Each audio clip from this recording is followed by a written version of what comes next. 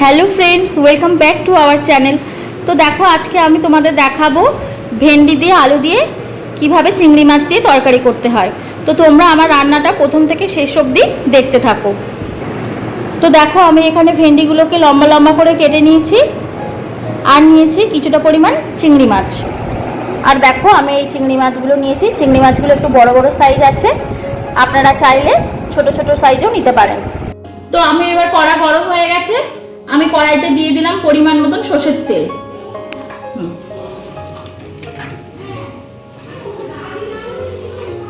তো আমার তেল গরম হয়ে গেছে, আমি তেলের মধ্যে দিয়ে দিলাম 5 ফোড়ন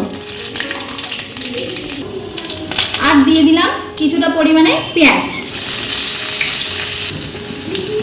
পেঁয়াজটাকে আমি এবার লাল লাল করে একটু ভেজে নেব। তো আমার পেঁয়াজটা এখানে লাল লাল করে ভাজা হয়ে গেছে, এবার আমি এর মধ্যে এই ছাড়ানো চিংড়ি মাছটা দিয়ে দেব। দিয়ে দিলাম অল্প একটু নুন আর দিয়ে দিলাম সামান্য পরিমাণে হলুদ। এবার আমি চিংড়ি মাছটাকে ভালো করে পেঁয়াজের সাথে ভেজে নেব। তো আর দিয়ে দিলাম 3টে চেরা কাঁচা লঙ্কা। সব কিছু আমি একসঙ্গে ভালো করে ভেজে নেব। তো আমার চিংড়ি মাছটা এখানে ভাজা হয়ে গেছে, এবার আমি ভেন্ডিটাকে দিয়ে দেব। তো আমি এখানে এবার ভেন্ডি আলু টালুগুলো এর মধ্যে দিয়ে দিলাম আর দিয়ে দিলাম কিছুটা পরিমাণে লবণ। একটু ভালো করে সব কিছু একসঙ্গে নেড়ে নেব। দিয়ে দিলাম পরিমাণ মতন হলুদ, দিয়ে দিলাম সামান্য পরিমাণে লাল লঙ্কার গুঁড়ো। সব কিছু আমি একবার ভালো করে কষিয়ে নেব। সব কিছু আমার কষানো হয়ে গেছে, এবার আমি দিয়ে দিলাম 1 টিস্পুন পরিমাণে সর্ষে বাটা। সর্ষে বাটাটার সঙ্গে এবার আমি ভালো করে একটু নেড়ে নেব।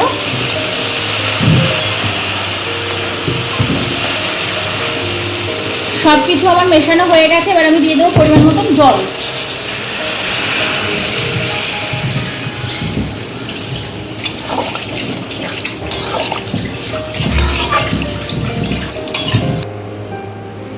দিয়ে দিলাম সামান্য পরিমাণে চিনি।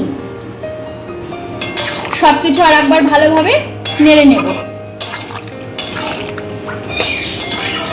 তো আমার ভেন্ডি মাছের তরকারিটা হতে থাকুক, কিছুক্ষণ পর ফিরে আসছি। দেখুন বন্ধুরা, হয়ে গেছে আমাদের ভেন্ডি দিয়ে চিংড়ি মাছ। এবার আমি এটাকে নামিয়ে নেব। নামানোর আগে দিয়ে দেব সামান্য পরিমাণে কাঁচা সর্ষের তেল।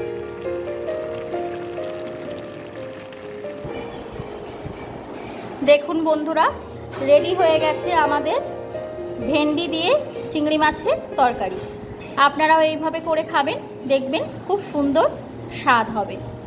আমার রান্নাটি যদি আপনাদের ভালো লেগে থাকে তো আপনারা আমার রান্নাটিকে লাইক, কমেন্ট, শেয়ার করবেন আর সাবস্ক্রাইব করে দেবেন।